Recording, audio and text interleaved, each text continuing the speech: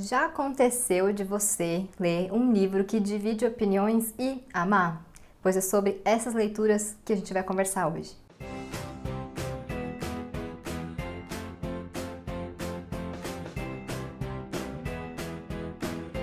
Eu já percebi que eu tenho uma certa tendência a amar livros que as pessoas amam ou odeiam, né? Esses livros que dividem opiniões, né? Que não tem muita gente que acha meio termo, sabe? Ou você realmente gosta ou não funciona pra você. Então eu fiz uma listinha aqui de 10 desses títulos para provar o meu ponto e saber se tem mais alguém aí que também ama esses livros que eu tanto amo e que eu defendo até o fim, sim. Como sempre, antes da gente começar, vou pedir para você se inscrever no canal, caso não seja inscrito, curtir, compartilhar esse vídeo e também quero deixar o meu obrigada aos membros do Clube na Manita, se você não conhece o projeto e quer conhecer. Se quiser fazer parte, pode clicar no link que tá aqui na caixinha de descrição e se tiver alguma dúvida é só me perguntar. Bom, então é isso, né? O tema de hoje são esses livros que dividem opiniões e que a gente ama mesmo assim, né? Livros ame ou odeie. Nenhum livro funciona para todo mundo, nenhum livro não funciona para ninguém, né? A gente tá cansado de saber que cada leitura funciona de uma forma para cada pessoa, porque tem muito a ver com a nossa experiência de vida, com o nosso momento, com o nosso entendimento das coisas e do mundo, né?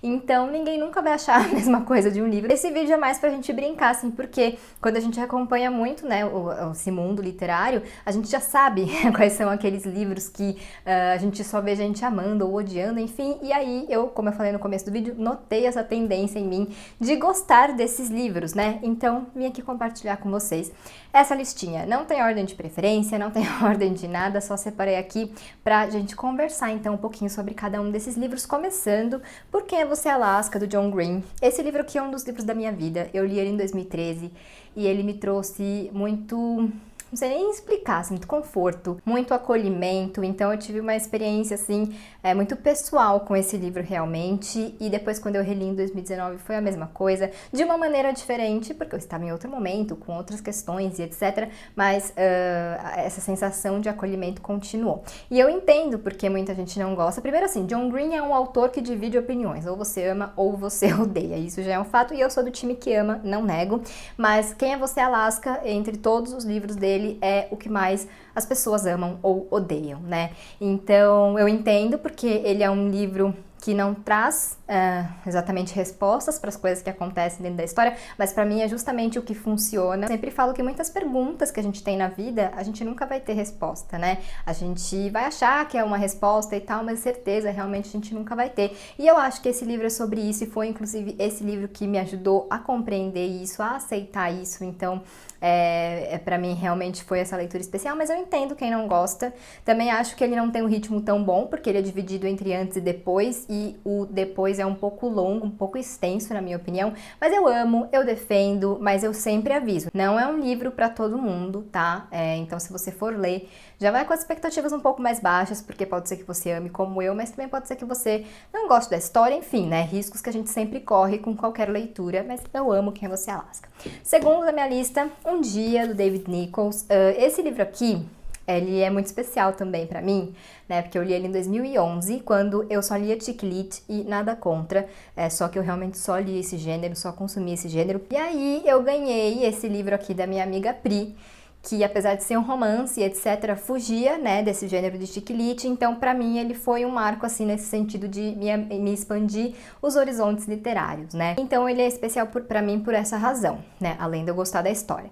Mas também é um livro que divide opiniões e eu acredito que seja por causa do final, obviamente não vou contar o final aqui, né, vocês vão ter que ler pra saber ou procurar no Google, enfim, mas eu também entendo porque as pessoas não gostam desse final. Eu gosto porque eu acho que ele dá muito sentido à história, mas ao mesmo tempo aceitaria um outro final também, porque eu acho que tem um personagem ali, né, nessa trama envolvido nesse final que merecia um fim diferente. Então eu entendo o sentimento das pessoas que odiaram, mas eu também gosto muito desse final e gosto muito desse livro, porém é um livro que eu não reli ainda, que eu tenho vontade, mas que eu tenho medo porque eu não sei se eu gostaria tanto de novo, né, já que os outros livros que eu li do David Nichols, que foram todos que foram publicados aqui no Brasil, que é A Resposta Certa, Substituto, Nós e o mais recente Uma Dor Tão Doce não foram nem metade do que Um Dia foi pra mim. Então eu não sei se eu ia gostar tanto de novo, mas eu amei. E mesmo que eu não gostasse tanto de novo, eu vou continuar defendendo Um Dia. Terceiro aqui da lista, Mentirosos, da E. Lockhart. Esse livro também é, assim, um xodózinho na minha vida. Eu li ele em 2014, logo que ele saiu aqui no Brasil, um pouquinho antes do hype, né?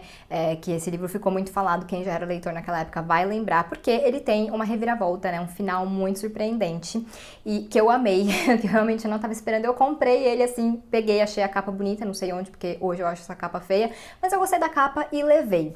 E aí comecei a ler, terminei em um dia, porque ele é muito gostoso de ler. A E. Lockhart tem uma escrita muito gostosa, assim, muito fluida, um pouco poética, cheia de sinestesia e metáforas, e eu amo isso, então é uma escrita que eu gosto muito.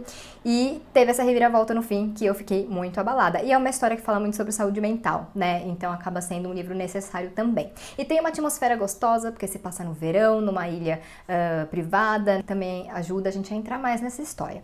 Por que esse livro divide opiniões? Porque tem gente que não gosta dessa reviravolta, ou que adivinhou antes, enfim. Então é por isso que esse livro é meio ame ou odeie. Mas como eu falei, eu li antes dos comentários começarem, então eu realmente não tinha expectativa nenhuma. Eu acho que isso às vezes ajuda a gente a gostar mais de uma história, porque a gente vai meio que sem esperar nada mesmo. Depois, quando começam a comentar muito, a gente naturalmente eleva as expectativas e isso pode sim influenciar, impactar na nossa experiência. Mas eu reli esse livro em 2016, acho, e continuei gostando da mesma maneira e quero reler de novo porque é maravilhoso, então também sempre vou defender Mentirosos. Se você gosta de finais desmaiantes, né, de surtos, pode ler esse livro que eu acho assim 85% de chance de você ser surpreendido por essa história. O próximo da lista é o Por Trás de Seus Olhos, da Sarah Pinborough. Eu li em 2017 e também fiquei assim embasbacada com o final. Pra mim foi uma enorme surpresa e de um jeito que eu achei muito interessante, muito criativo, que é um elemento que eu gosto nos livros. Mas é um livro que divide muitas opiniões e isso principalmente ficou bem claro esse ano. Eu sempre falei desse livro, né, desde 2017, mas ele é um thriller pouco comentado, mas nesse ano saiu a série, né, a adaptação da Netflix, então o livro ficou mais em evidência, né, e aí a gente percebeu que ele realmente divide opiniões e eu também entendo, porque é difícil falar sobre esse livro sem entregar alguma coisa, mas tem dois pontos que eu entendo o porquê das pessoas não gostarem. O primeiro é que a autora esconde muitas coisas da gente, então realmente fica difícil da gente adivinhar no final.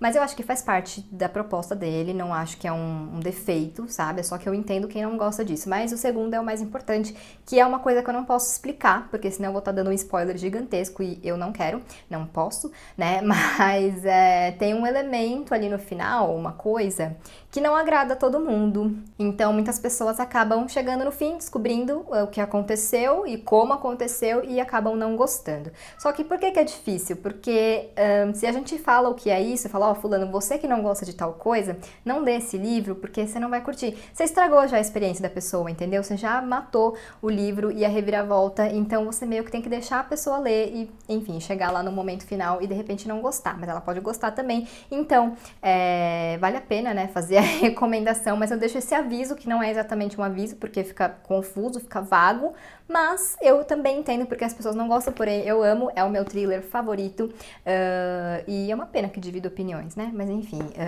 quem gosta de histórias que saem um pouco assim da caixinha, leiam Por Trás de Seus Olhos. Mais um, Pessoas Normais, da Sally Rooney, que eu fui ler super despretensiosamente, esperando nada, assim, eu sabia que era um livro que estava comentado ali no ano passado, né, há um ano, acho que exatamente, e fui ler porque fiquei curiosa. Enfim, eu amei esse livro, eu não sei nem explicar porque, tem vídeo aqui no canal sobre ele, mas eu não sei nem explicar por que ele me tocou tanto, porque não foi exatamente uma identificação, foi mais uma conexão que eu senti com os personagens dessa história. Talvez seja porque se trata de uma história sobre pessoas normais e pessoas da minha geração, sabe? Eu acho que isso de uma forma até meio indireta acaba contribuindo muito para que, né, contribuiu muito para que eu me conectasse com esses personagens e etc. Então, é o que eu falei no começo do vídeo, é uma coisa muito única, muito pessoal, que varia de pessoa para pra pessoa e etc, né? E eu entendo também quem não gostou tanto, porque ele é um livro em que não acontece muita coisa. A gente acompanha alguns anos da vida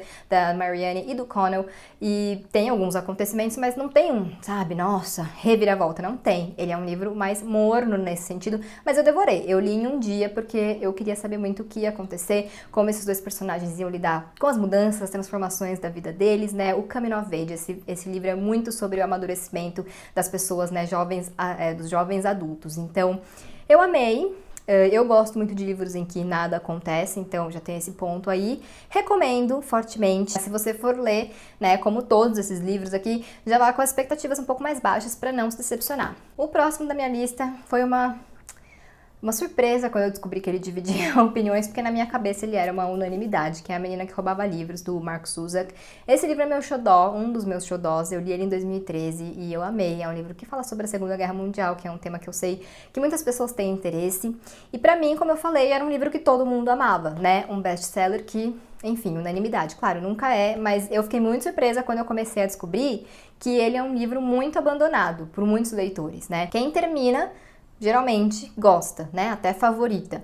Mas eu percebi que muita gente abandona esse livro e eu não sei exatamente por quê, porque quando eu li eu realmente devorei. Pra mim foi uma história que me pegou desde o início. Mas enfim, acontece. Eu acho uma pena, óbvio, porque eu amo.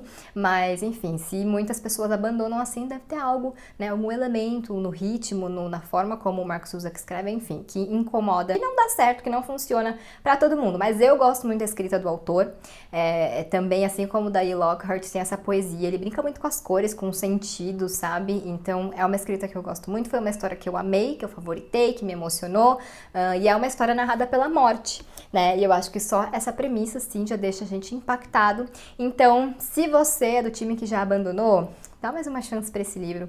E se você já ficou com o pé atrás, ter visto muitas pessoas abandonando, também dá outra chance. E se você ama, me abraça, né? Me deixa aí nos comentários um abraço virtual, porque é maravilhoso, né? Esse livro é realmente uma obra-prima. Os próximos dois são livros de séries, né? Começando aqui por Convergente, da Veronica Roth, que é o terceiro livro da trilogia Divergente, Divergente, Insurgente e Convergente. E esse livro aqui divide opiniões por causa do final, que eu também não vou contar qual é, mas mais uma vez, eu aqui falando justamente o que eu falei sobre Um Dia, que esse final pra mim dá todo o propósito pra história e pros personagens ali, né? Não vou poder desenvolver muito a minha opinião aqui, mas enfim, é isso. Eu gosto do final, não vou dizer que eu não sofri, que eu não chorei, que eu não desejei que tivesse sido diferente, mas por outro lado eu achei um final muito coerente, corajoso e é o que eu falei, deu esse propósito a mais aí pra essa história, né? Então, defendo Convergente. Próximo, A Cantiga dos Pássaros e das Serpentes, da Suzanne Collins, que é a prequel de Jogos Vorazes, né? Então essa história aqui se passa muitos anos antes dos Jogos Vorazes que a gente acompanha com a Katniss e o Peeta, e é a história do presidente Snow. Né? Quando a Suzanne Collins anunciou que escreveria esse livro, eu fiquei com o pé atrás. Eu sou uma grande fã de Jogos Vorazes, é a minha série favorita, já li 4 vezes, sei lá, já perdi a conta. E, enfim, fiquei com o pé atrás, né? Ainda mais quando eu vi que seria sobre o presidente Snow, porque falei, gente, eu não sei se eu quero saber da vida desse homem, né? Mas, enfim, como boa fã, fui lá, reli todos os livros para chegar afiadíssima em A Cantiga dos Pássaros e das Serpentes. E eu amei esse livro. Sei que ele dividiu opiniões, sei que tem muitas pessoas fãs também da saga que não gostaram, e eu entendo, respeito todas as opiniões, né? Mas eu amei porque eu achei que ela soube desenvolver muito bem essa história. Ela não tentou humanizar o presidente Snow, ela justamente mostrou como, né, ele se tornou essa pessoa que a gente conhece já em Jogos Vorazes. Então não é exatamente justificativas para o presidente Snow ter se tornado um idiota, não. É o caminho dele, né, o caminho que levou ele até esse destino que a gente já conhece. Só que esse livro tem um defeito, né? Ele acaba muito antes do acontecimento dos Jogos Vorazes, né? Da história que a gente conhece. Então, assim, se a Suzanne Collins quiser escrever mais um livro entre esse e Jogos Vorazes, que é o primeiro, né, da trilogia, eu aceito. Medo, sim, porque pode dar ruim, né? Não é porque esse deu certo que um próximo daria certo também.